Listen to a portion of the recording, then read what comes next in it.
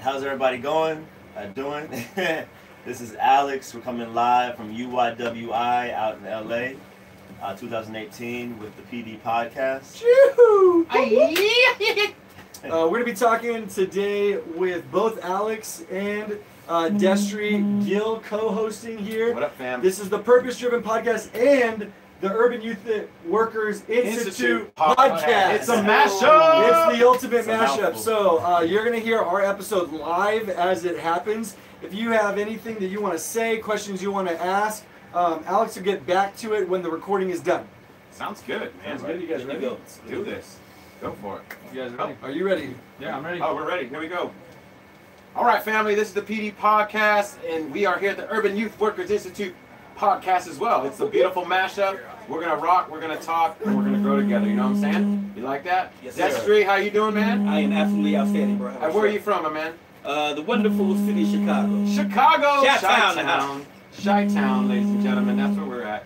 We're in Chi-town, and then we got Alex, my man. Where are you from? Chicago as well. Oh. Born and raised in D.C., Maryland, Virginia. Okay. I've been in Chicago for 15 years now. All right. We've adopted it. You adopted. So like Bears fans or Bears? Oh, like no, absolutely. So you cry a lot? Okay. You see the commitment on that side of the table? Don't leave me hanging. Just quiet over here. Yeah. He's like, well, it's kind of Oh, that's for my counselor. Yeah, that's good. So guys, we want to know about you. So let's start with you, Alex. Cool. Alex, I see a book on this table here. You have a passion for writing. I do. I'm working on my next book, but this one came out of a feeling of need, and it's called The Blueprint for Bible Basics. So I've been in youth ministry for a little over 12 years now, and what we started to notice was kids going to the altar to get saved every week. Yeah. The same kids, and so we're like, okay, they're not quite getting it.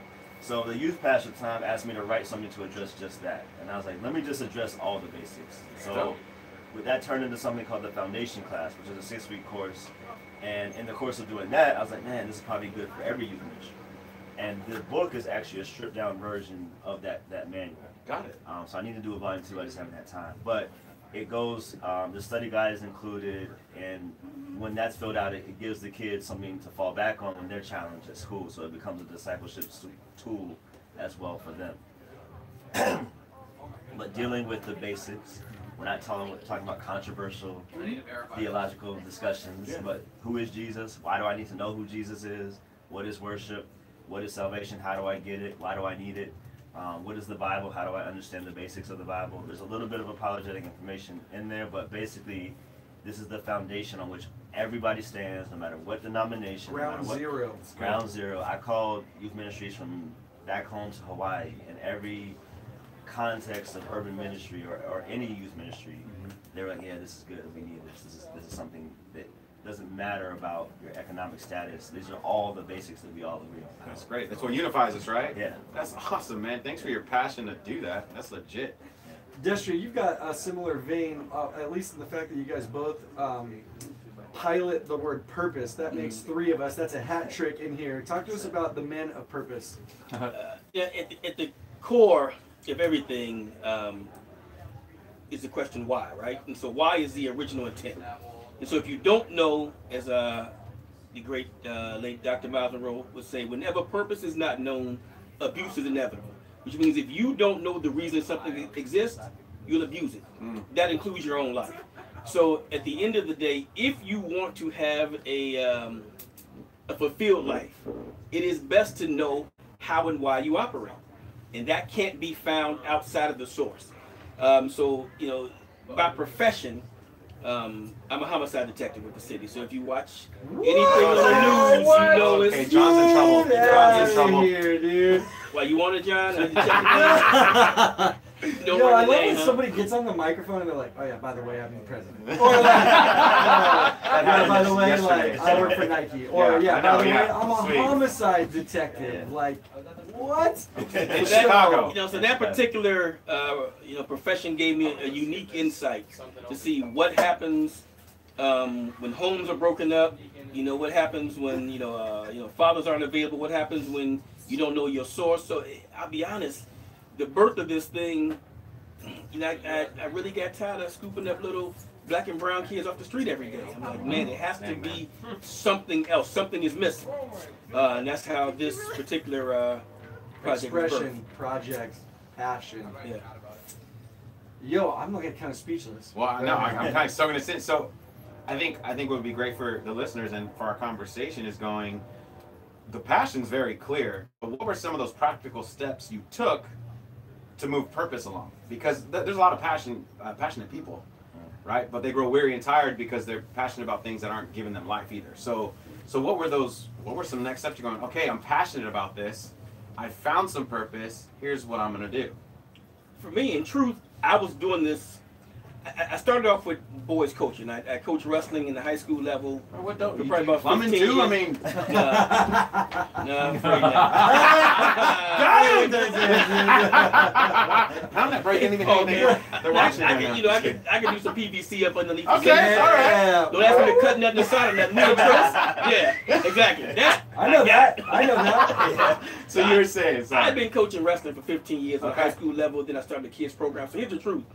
I had been doing this for a long time, minus God. I'll be honest. Got it. So I was just, it was just what I was doing. Yes. And then I got to the point in my life, in my mid to late 30s, I'm like, man, something's missing out of my own life. I'm a decent dude. Yeah, you're a rad But dude. I wasn't like really what God was calling me to be. And so I realized I had mentored or coached or fathered, hundreds of boys. And I realized the one thing that was always missing in my relationships was God. Your own spiritual father. Right. And I'm like, man, how much greater could these guys be had I introduced them to Jesus, right? And so I would say God was training me for this thing for 25 years before I even knew he was training me for this thing. Yeah, that's really good. It reminds me of that conversation we had in Sacramento about shape, right? Yes, When people talk about what they're uniquely built to do, how they deploy and aim at their purpose. It's so often the church stops short of just measuring your spiritual gifts, but it forgets your abilities and your past and your experiences. Those all make you uniquely you, so that the expression that is men of purpose is built on all of those things combined. Not just taking the E-test. Like, oh, do I have the gifts of service? Check that off. Check that I have off. an gift of administration. Yeah. So I love that you recognized first that there were several setups. Yeah. Lord was setting you up for the expression of man of purpose, or the expression of a blueprint, the basics that people can walk through. And then you said something really, really key. And so normally when I'm brought in to talk about purpose, there's kind of 5 to 10 questions that we use to help guide. I never tell someone their purpose, because only God can do that. Yes. But I'll give guiding questions to help you figure it out. And as you were saying, there's something I wrote about connecting the dots. So now in hindsight, I can look back over my life and I can say, man, at age 9, God was showing me this about myself. I didn't realize that. And I didn't know the word discipleship till I was 26. So there was nobody really walking me through to understand even what God was doing in my life. But for example, in freshman in high school, my teacher said, hey, I think you'd be good for the debate team. You speak well or whatever. I didn't know what the debate team was, but I liked it when I got on it. And it's being able to defend your position. Now, as an apologist, that's what I do for a living. Mm-hmm. And I didn't know that God was revealing that aspect about me that he put in me at that age. But now looking back, I can see, oh, that dot connects with this dot, and that connects with this. And my wife, when I met her, she was an atheist. Her family still is. Mm-hmm. So, like, all of these things connect. But ideally, what urban youth workers or any youth worker can do is help kids connect those dots when they can't connect those dots for themselves. When all they see is, man, I'm just going through hell, my mom don't like me, my dad's not there. Okay, that's what you see, but let's look at this differently. We were at those are symptoms right. to something. Got it. And a side note, the devil only messes with somebody who's a threat. Woo! So the fact that there's warfare, and I'm doing my first conference next week. And there's been so much stuff popping off. Just across the table on the homicide. Do my next conference next week. I do some plumbing, but come on, guys. But one of my other speakers, he texted me while I'm here. He said, "Man, pray for me." The devil's like, there's so much coming against me. There's been so much coming against me to even get here to this conference and to get and I get it. It doesn't make it easy. Right. But this is the thing about purpose. I'm gonna go through trouble. I'd just rather go through it with Jesus on my side. I'd just rather go through it knowing that, not that he's just on my side, but that he's guiding me in what I'm doing. And the scripture tells you that he's fighting in front of you. Front, he's on your front, behalf. back, and both He's gone before you. He's with you, and he'll never leave you. That's the big one too. I think for us, born in the urban setting, knowing that someone has your back is key wherever you go. Yeah. And that's why people join gangs. That's one of the reasons. Because that physical security of they have my back, even though there's more to it, is right. That makes sense, man. Yeah. Interesting. I was gonna say some to Destry, right? Right. You said something. I don't even think. I mean, we're aware of it, but you said I was fathering, I was coaching, but I was missing something. Right. What's funny about what you said there was God never asked you to stop doing that. He was just working on stuff between you and Him. Absolutely. So what would you say to listeners out here who are going, like, I've got something that I'm doing. I've got something that I'm doing. Like, does that mean everything changes? Like, you know what I'm saying? Like, I think some people hold back because they go, well, what does it really mean to follow God? Because, like, I want to be a good example, or I want to be a discipler. They may not know that word, but, you know, or a shepherd or father figure. It's interesting how he goes, no, I'm just going to make you a better one. Right. You know, what would you always say? I think the key is whatever you're doing, keep doing it. You know, there's a grind in the process. I always say it's like, I use the example of discovering gold, right? Some people, they hit it, they found it right away. Some people, it took them a little more work. Some people had to dig for years before they finally found it, right? So I think we think there's this timeline that by age so-and-so I should be doing this. By age this I should be doing that. Right there. Listen, your time is your time, and no telling when that time is going to come. I think the guy from KFC was 70 plus years old before he made KFC. Yeah. You're right, the Colonel. Colonel The Sanders. Colonel, right? Representing the Colonel right 70 years of like, that's Took a while to find that recipe. We're gonna make some The bombs. 12 herbs and spices, it took a little while. No, but that's soggy. man, that is gold right there, because it also removes, like, it goes back to the security of going, my back. If God has my back, my age has nothing to do with it. Yes, and you know what? I've talked to so many leaders who talk about the fact that they're concerned that their time is lost, and I love that we serve a God that operates outside of time. Therefore, His redemption of time, or His to bring you more time, is that's His work, right? So you got to remember. And don't write it off just because it's Jesus, because Jesus walked in flesh. Jesus did in 3 years what most of us will never do in a lifetime. So what you do with your time, the efficiency that you how you maximize your time, that's more important than the length of time or the quantity of time. I forget who it was. I think it was Dr. Charles Garfield. Was like, you can be effective but not efficient, or vice versa. So efficiency is doing things well, but effectiveness is doing the right things well. So we have to be able to mold those two concepts and say, is this just something good to do? Is it just something, a good use of time? Or is it the thing that God called me to use my time to do? Sometimes we'll put efficiency in front of effectiveness 100%. because we go, oh, look at it, it's fast, but it actually has no substance. No substance. Right to it. Why doesn't it last? I wonder why. We're gonna do it again, and you would do it again. Expecting a different result, right?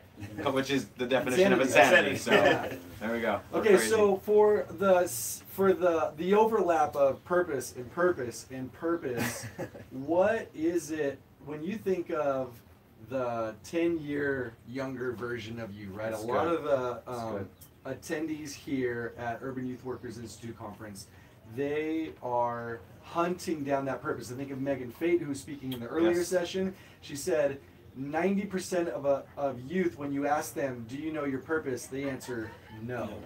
So what would you tell the younger you, or the youth that are listening to this, the emerging leader listening to this, concerning their own purposes and discovering it?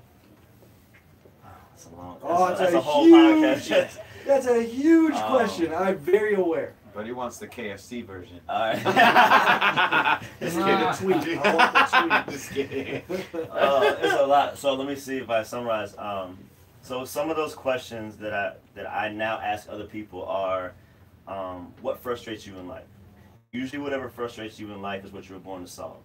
Oh, dude. One thing I'll say is, usually what you're known for in life is one of two things: either the problems you solve or the problems you create. Wow! So I would be a problem creator, Yeah. as some of our kids are. But sometimes, Oh my gosh. when they're creating a problem, you can still see a glimpse of he's a leader. So show him how to use that leadership, but just redirect it. Because the quality is there, the skill is there. I always say, like, Saul was a thug. He just became a thug for Jesus. I was a thug. I just became a thug. I was a hustler, really. We'll talk about that later. I'm a preacher now. I'm still a hustler. Yo, hit that falsetto. And I'm still a hustler. I'm hustling for souls. Yeah, that's good. Oh So, my goodness. Fishers of men. It's different. But the way I've been wired, like what you're saying, God still intended for me to be wired that way. Yeah. Romans 11:29 says the gift and calling God are without repentance. So he's not going to take the gift back that he gave you, Hey. but he didn't tell you to use it that way. Yeah. But you got to talk to him first to figure out how he wants you to use it. And so if I knew back, when I was in the world, when I was the alcoholic, when I was getting high, when I was getting arrested, when I was doing all that stuff, there's a lot of stuff I would have said to myself. But if I could have just had somebody ask me those questions to make me kind of look introspectively and say, man, I am good at this, I do like this does frustrate me. Another question is, what are you jealous of? Or who are you jealous of? A lot of times, jealousy is purpose in disguise. Because you're jealous. Oh my gosh, what do you mean? Because you're jealous. Yo, just say it again. Because people will listen and then they'll miss it. I said jealousy is purpose in disguise. Because you're jealous because it's something you want to do. It's something you feel you could do. You're just too scared to do it. Oh, so then you're wrapping fear. You're identifying fear, which is the blocker, the bottleneck of potential. Yeah. Purpose. I would say jealousy Don't say that word potential. He don't like that I word. hate potential. Oh, tell me. I can't Let's unpack stand. that. I can't stand See, here's the potential. He thing. Let's said. unpack it. I first want to say this about jealousy. I always say jealousy is one side of a two-sided coin, right? On the one side is jealousy, the other side is desire. So usually the thing that you're jealous of is the thing that you secretly desire, but you're too afraid of a punk to go after it. Wow. Now here's why I hate the word potential, right? So we all know what power is, right? Yeah. But potential is simply untapped power. So whenever I hear someone say potential, it's like, your coach will say that kid has a lot of potential, which means he could do it, but he won't. But the kid that'll do it, he'll just say, hey, give me the push-ups, run those laps. The kid, he has such great potential. I mean, he has it, but he ain't gonna do it. Oh my God. Because that thing that, everything you need, I'm gonna drop this. Also train dogs too, right? I have a dog trainer. Okay, can we just have a separate podcast? Life of Destry, a day-to-day life of a guy who does everything. Yo, but one of the what things, time? 2 a.m.? 2 a.m.? bro. Hey, sit. YouTube channel. He also works in a shelter. Oh my gosh. Oh, security company. Bro, if I used to say Can this, you cook though? that's what microwave is. Ah! He's a cooker though. He's a cooker. Oh my God. But then you said you can sleep when you're dead. But the thing I always tell people about, and I really draw a lot of analogies between dogs, because I learn a lot about purpose dealing with dogs. Everything you need this dog to be, it has to be on the inside of him already. There's nothing I can do to put something in there, right? It has to be there already. Whatever's in there, I can bring it out. So especially when we start talking about clients, I want my dog to do protection. He might not have it in him. That Chihuahua ain't gonna. It might not. It might not have him in him. It has to. You can't take a Tennessee Walker and try and make it a quarter horse. That's just not what it know does. exactly what you're talking Yeah. about. So the thing is, you have to know what it is, You've got to know what's in it. and that thing that's in you, everything. If we take a watermelon seed, we can set it right here for 50 years and it won't grow. But if we take that same seed and put it in the right environment, the thing that it's supposed to become, it will naturally become. Bro. And so a lot of the times, Without we just have to insecurity take too, these because kids- that's just what it's supposed to do. It's what it's supposed to That's do. good. You ain't gotta fast over it. You ain't gotta pray for it. You simply put it in the right environment, give it the water, and it would naturally be what it's supposed to be. So a lot of our kids just the microphone. aren't really the in the destroyer. right environment. Destry the Destroyer. No, here's the thing. Coming live. Real talk. Yeah, So I was yeah. in Rwanda a few years ago, right? I was Okay. doing this radio show, Okay. and the guy was giving us these Rwandan names, and he didn't know my name. We started talking. He said, "You a Chuchuzo." I'm like, what a Chuchuzo? He's like, it means the finisher. So you are the finisher. You are the closer. That's what you do. Closer. It reminded me of what's that? What was that video game? They call Finish him. They call Destry the closer. They call me the poser. Dude. Yeah, well, Isn't it? We started a rap group. and That's delicious. Yeah. Closer and the poser. Okay. Yeah. he will forever be Destry the Destroyer to me, though. Yeah. So That's Just gotta be melting the song. I'm microphones. taking that. I'm Melting gonna take mics. that back home to Chicago. Dang, that was so good. Okay, so that's the tension then. That Destry is. I think sometimes we over spiritualize investment then too. We go, but God, this is a good thing I want out of this person, or blah blah blah blah blah. When you're going, yo, listen to them, have them tap into that purpose, and then feed it, then water it, right? Because you would say that a lot of people get burned out wanting. I mean, we would say we could put the expectation on people wanting something out of them that they don't have in them. Yep. And then we get, you know. I've been guilty of that. Yeah, you know what I'm saying? You want to call out. That's the danger in potential, is you say, I see it in. That's the hero on the investor. See what that becomes? I want to find the diamond in the rough. Yeah. I want it to be my discovery. I want it to be my story of raising that nobody knew him, and then that's a selfishness when you're trying to raise somebody who's yet or too. He's not ready to be raised yet. You know what I'm Or saying? it goes both ways because, you know, I think as youth workers we have that a lot of times. But even as parents, so we can kill a dream. We can kill a we can be purpose. dream killers. Yeah, But that's good. and not even the dream. But so one of the other questions we'll ask to determine Stop purpose. giving them all the questions, man. This G14 classified. All right, you can give him this last one. Give him this last one. No. Here's what's funny. You straight went and brought a code. G14 classified, baby. You can't be giving away the secret sauce. So I'll give you this last one. Okay. Then. Yeah, Then I gotta please. set it up. Yeah, I'm down. So, what did you get in trouble for when you were a kid? And this sounds like a weird question, but let's say you got a kid and you come home and the kid took apart the VCR and tried to put it back together. Maybe that's revealing he's gonna be an engineer or something like that. But you're pissed off. You're a parent. You're like, yo, I paid. Yeah, that's true. Yeah, that's my age, right? I ain't that old. Don't worry about it. He had a Bluetooth speaker. But you're mad. You're the parent. You paid for that sure. thing, and you're like, man, don't ever do that again. I'm gonna whoop your behind, right? Now he'll never really express. Yeah, the engineer in him. you cancel. And now Squash that kid's gonna grow up, get a job, and be one of those 70% that hates their job. Oh gosh. And so I'm going I'm back careful. to I tell my had kids. this epiphany sometime last year about my daughter, my 6-year-old, my oldest, because I think God he's playing a trick on me with these 2 daughters I got. I wanted 2 boys, I got 2 girls.